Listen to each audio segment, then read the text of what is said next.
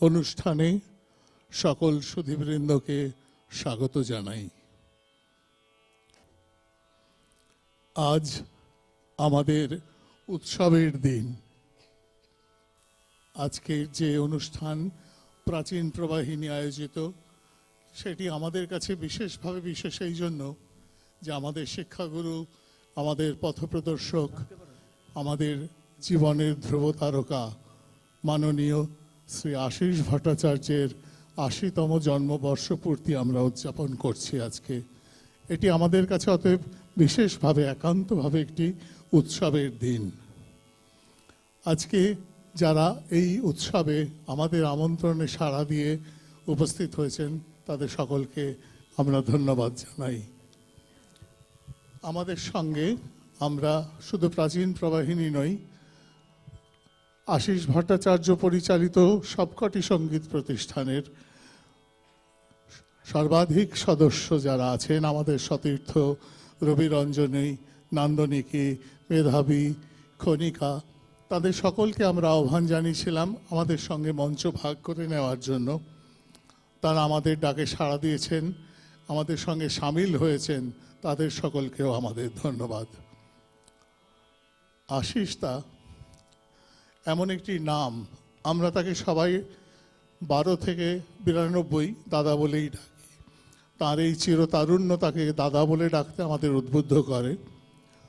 সেই কিন্তু রবীন্দ্রসঙ্গীতের জগতে মাননীয় আশীষ ভট্টাচার্য একটি এমন নাম যেটি আমরা একটি জ্যোতিষ্ক হিসেবে গণ্য করতে পারি। সেই উজ্জ্বল জ্যোতিষ্ক, তার চারপাশে তার যে সঙ্গীতের কিরণ, সেটা ছড়িয়ে পড়াতে স্বাভাবিকভাবেই বহু বছর ধরে তার অসংখ্য গুণমুগ্ধ শ্রোতাও তৈরি হয়েছেন, অসংখ্য গুণমুগ্ধ ভক্ত তৈরি হয়েছেন। তাদের মধ্যে বহু মানুষ আছেন যারা অতি বিশিষ্ট মানুষ। আমরা তাদের সাদর আমন্ত্রণ জানিয়েছিলাম আজকে অনুষ্ঠানে সামিল হওয়ার জন্য। তারা অনেকেই আমাদের ডাকে সাড়া দিয়েছেন, সামিল হয়েছেন, তাদের আমরা প্রণাম জানাই। আশীষদার যে কোনো অনুষ্ঠান, যে কোনো ধরনের সঙ্গীতের অনুষ্ঠানে আশীষদার কয়েকটি বৈশিষ্ট্য আপনারা যারা নিয়মিত আসেন তারা হয়তো লক্ষ্য করেছেন। সেই বৈশিষ্ট্যগুলির মধ্যে অন্যতম প্রধান হলো সময়ানুবর্তিতা। আশীষদার সমস্ত কাজ নির্দিষ্ট সময়ের সঙ্গে সুনির্দিষ্ট শৃঙ্খলার সঙ্গে করা পছন্দ করেন। আমরা খুব দুর্বলভাবে হলেও তাকে অনুসরণ করার চেষ্টা করি। আরেকটি বৈশিষ্ট্যের কথা না বললেই নয়, সেটি হচ্ছে যন্ত্রানুষঙ্গ। রবীন্দ্রনাথ পছন্দ করতেন যে তার গানের সঙ্গে সহযোগী যন্ত্র হিসেবে এসরাজ বাজুক এবং তালবাদ্য থাকুক। তার বেশি বাহুল্য তিনি পছন্দ করতেন না, চাইতেন না, এবং কোনো ধরনের ওই বোতাম টিপে বাজানো যায় সেই ধরনের যন্ত্র তিনি পছন্দ করতেন না। এবং তার একান্ত অনুগামী শ্রী শৈলজারঞ্জন মজুমদার, তিনিও সেই একই ধারায় বিশ্বাসী থেকে আজীবন তিনিও শুধু এসরাজ, তালবাদ্য ইত্যাদি জাতীয় সহজ যে তার যন্ত্র, তার উপর নির্ভর করে সঙ্গীত শিক্ষাদান করেছেন, সঙ্গীতের অনুষ্ঠানগুলি পরিচালনা করেছেন, এবং তাঁরই সুযোগ্য শিষ্য মাননীয় শ্রী আশীষ ভট্টাচার্য সেই ধারাকে আজও সমানভাবে বহন করে নিয়ে চলেছেন। তার কোনো ব্যতিক্রম তিনি ঘটাতে চাননি।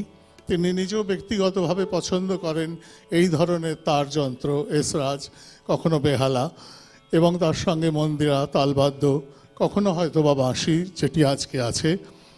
এইগুলির সহযোগিতায় তিনি অনাড়ম্বরভাবে রবীন্দ্রসঙ্গীত মঞ্চে উপস্থাপন করা, পরিবেশন করা পছন্দ করেন।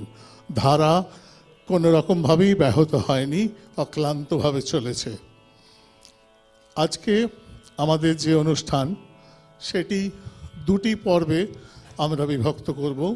প্রথম পর্বে বিন্যস্ত থাকবে আমাদের গুরুকে মঞ্চে বরণ করে নেওয়া, এবং তার সঙ্গে যেটি থাকবে সেটি হচ্ছে আমাদের প্রাচীন প্রবাহিনীর সদস্যদের এবং তার সঙ্গে অন্যান্য যে সংস্থাগুলির নাম আমি বললাম তাদের সদস্যদের সমবেত সঙ্গীত। এইটি হচ্ছে আমাদের প্রথম পর্ব। আশিসদাকে মঞ্চে নিয়ে আসার পর আমাদের যেটি লক্ষ্য সেটি হচ্ছে ওনাকে আমাদের মধ্যে বরণ করে নেওয়া, যেমন সেই সঙ্গে আমরা ওনার কাছ থেকে দ্বিতীয় পর্বে তার মূল্যও আদায় করে নেব। সেই পর্বে আশিসদা আমাদের কথা দিয়েছেন তিনি আমাদের গান শোনাবেন। আপনারা জানেন আশিসদার গান শোনা মানে একটি বিশিষ্ট অভিজ্ঞতা, এবং সেই অভিজ্ঞতা আপনাদের যাদের হয়েছে তারা আবার সেটি পুনরাবৃত্তি ঘটতে দেখে আনন্দিত হবেন।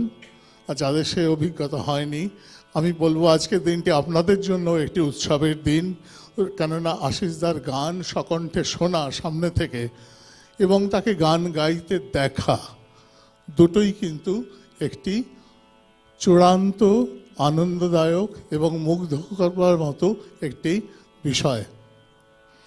আমরা যত সময় নষ্ট করব আশিসদার গানের সময় তত কমবে, আমরা ওই দিকে আর যাব না। আমরা একটি সঙ্গীতের মাধ্যমে আমাদের গুরুকে মঞ্চে আহ্বান জানাবো, যারা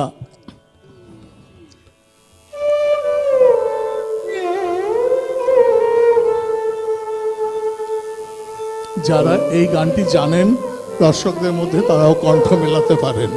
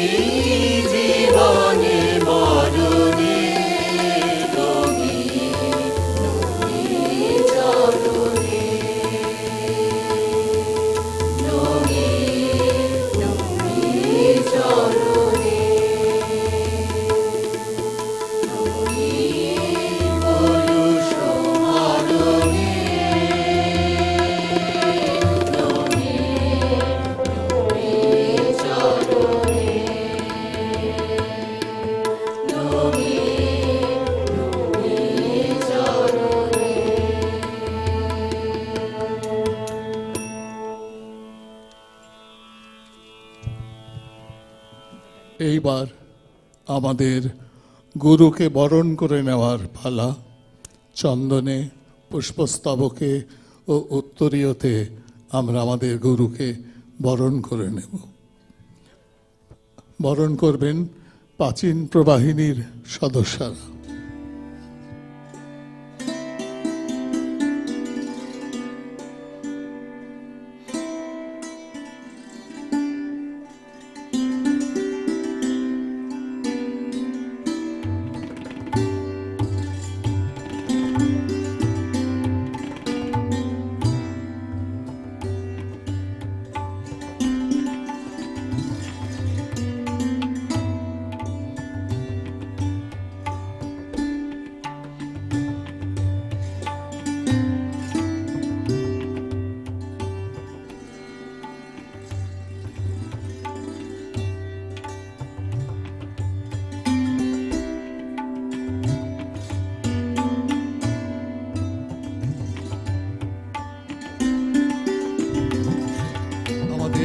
গুরুকে আমরা বরণ করলাম।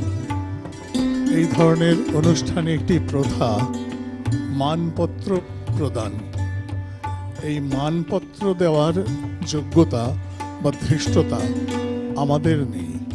আমরা শুধু যেটি দিতে পারি সেটি একটি প্রণামপত্র। সেই প্রণামের স্বরূপে দুটি কথা আমরা লিখে এনেছি। আমি সেটি প্রথমে পাঠ করে শোনাচ্ছি, তারপর আমরা তুলে দেব এটি আমাদের শিক্ষাগুরুর হাতে।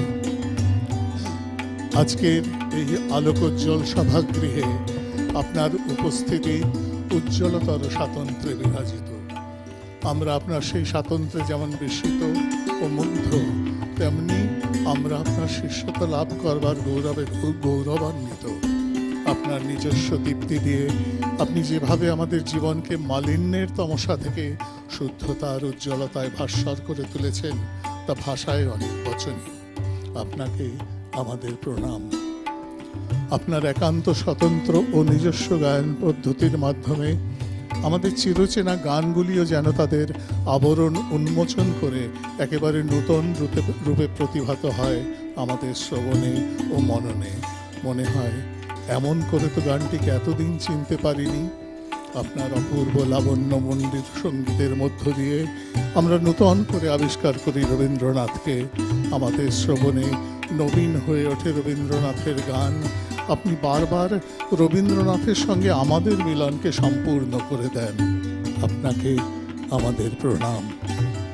আপনি যখন আপনার ধ্যানের আসনটিতে বসে সুরের ধারাকে অর্গল মুক্ত করে দেন, তখন আমরা বেশ নিশ্চিত করে বুঝতে পারি যে রবীন্দ্রনাথের গান মানে পূজা, রবীন্দ্রনাথের গান মানে পবিত্র মন্ত্রোচ্চারণ, রবীন্দ্রনাথের গান মানে সর্বস্ব সমর্পণ। আপনি পারেন এমন অনুভূতিকে জাগিয়ে তুলতে। আপনাকে আমাদের প্রণাম। সঙ্গীতের ত্রুটিমুক্ত গায়ন আমাদের সকলেরই প্রার্থিত, কিন্তু যে গায়ন আমাদের অন্তরকে ত্রুটিমুক্ত করে তোলে সে গায়ন আমাদের প্রার্থনারও অতীত। সেই অপার্থিব সুধারসধারায় যখন আপনি আমাদের অভিষিক্ত করেন, তখন সেই সর্বার্থ সাধক সঙ্গীত এমন এক জগৎকে আমাদের সামনে উন্মোচিত করে দেয় যে শ্রোতার অন্তঃকরণে তখন বিরাজ করে শুদ্ধতা, পূর্ণতা ও তৃপ্তি। আপনাকে আমাদের প্রণাম। আমরা তখন আপনার কাছে বিশেষ করে কৃতজ্ঞ হয়ে উঠি যখন আপনি একটি একটি করে রবীন্দ্রনাথের স্বল্পশ্রুত ও অশ্রুত গানের সম্পদকে আমাদের শ্রবণে উপহার হিসেবে তুলে দেন। রবীন্দ্রনাথের সঙ্গীত ভাণ্ডারের বিপুল বৈচিত্র্য ও বিশালতার সামনে আপনি যখন অনায়াসে আমাদের দাঁড় করিয়ে দেন, তখন রবীন্দ্রনাথের প্রতি শ্রদ্ধায় আমরা যেমন আপ্লুত হই, তেমনি আপনার প্রতি সমীহ ও বিস্ময় আমাদের শ্রদ্ধাবনত করে তোলে। আপনাকে তাই আমাদের প্রণাম। আপনার সঙ্গীত পরিবেশনের মধ্যে প্রকাশিত অপূর্ব পরিমিতিবোধ ও ধৈর্য আপনার পরিবেশনকে 100 নান্দনিকতায় পরিপূর্ণ করে তোলে। প্রতিটি সঙ্গীত শিক্ষার্থীর কাছে সেই পরিবেশন এক আদর্শ শিক্ষার প্রতীক হিসেবে দিশা নির্দেশক হয়ে থাকে। পরিমিতিবোধ, ধৈর্য ও সংযম যে শুধু আপনার সঙ্গীত পরিবেশনের মধ্যেই সীমাবদ্ধ তা একেবারেই নয়। আপনার জীবনচর্যা ও ব্যবহারিক জীবনের মধ্যেও ওই একই সংযম, পরিমিতিবোধ ও ভদ্রতা লক্ষ্য করে আমরা মুগ্ধ হই। আপনার ওই সুস্মিত জীবনবোধ আমাদের অনুকরণযোগ্য হয়ে ওঠে। আমরা বারবার আপনাকে প্রণাম জানাই। আপনি আমাদের আশীর্বাদ করুন।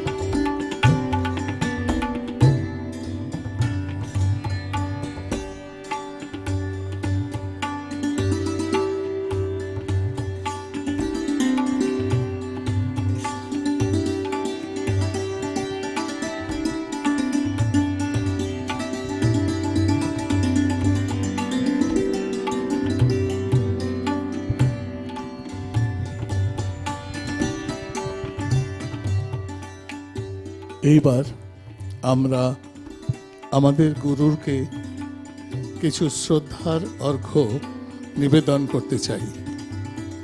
এইবার আশিসদার কাছে অনুরোধ, আপনি দয়া করে এগুলি গ্রহণ করে আমাদের ধন্য করবেন।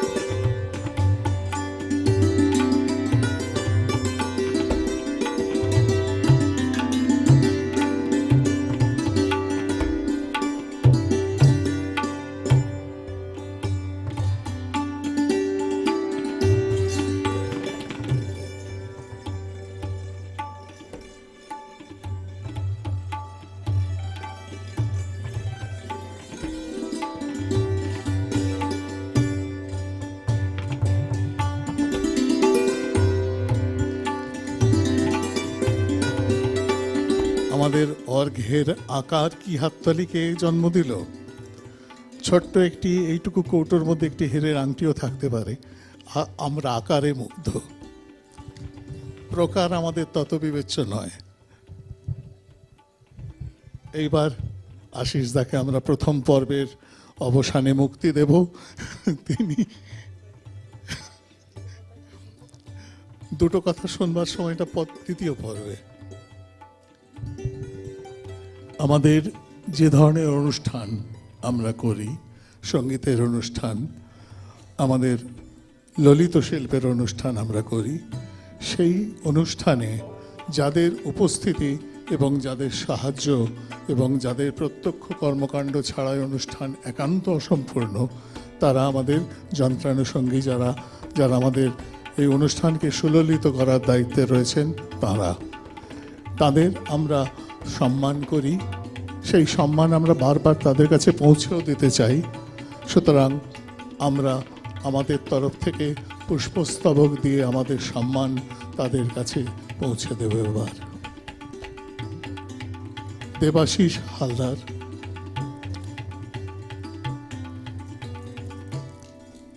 সিদ্ধার্থ ভট্টাচার্যকে এবার আমরা সম্মান জানাতে চাই। সিদ্ধার্থ গ্রহণ করবেন আমাদের সম্মান। সোমনাথ দাস বাঁশির দায়িত্বে আছেন, আপনি আমাদের তরফ থেকে সম্মান গ্রহণ করুন। এরপর মন্দিরায় বহুদিনের যিনি আমাদের তাল রক্ষা করে চলেছেন, মাননীয় শ্রী সঞ্জীবন আচার্য, আপনি দয়া করে আমাদের সম্মান গ্রহণ করুন। আমরা যার সাহায্য ছাড়া একটি অনুষ্ঠানও সম্ভবত করতে পারিনি আজ পর্যন্ত, ভবিষ্যতেও পারবো না, তিনি শব্দ প্রক্ষেপণের জাদুকর হাসি পাঞ্চাল। তাকে আমরা একটু মঞ্চে কষ্ট করে আসতে বলবো।